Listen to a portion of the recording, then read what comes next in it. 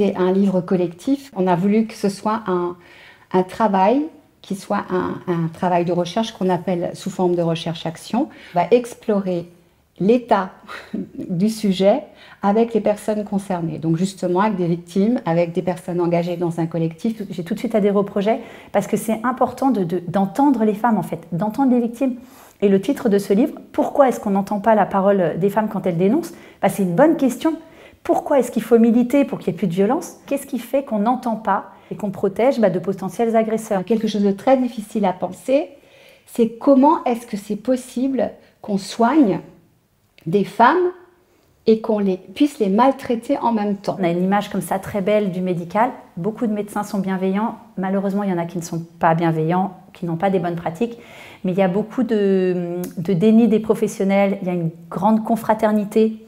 Tout ça fait qu'il y a une impunité qui est très forte et que les victimes sont complètement abandonnées. C'est important qu'on entende la parole des patientes qui dénoncent des violences médicales.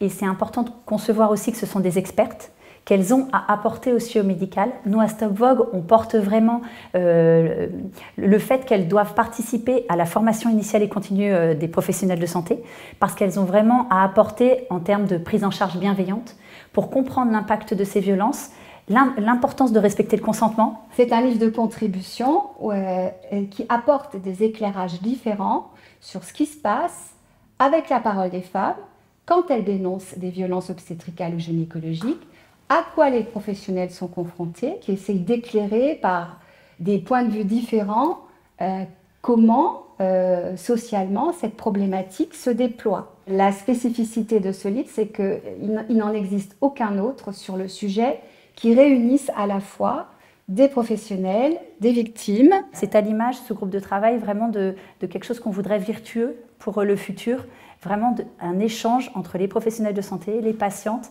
et d'autres corps engagés dans ces questions pour qu'il n'y ait plus autant de déni, notamment de la part des hautes instances de santé.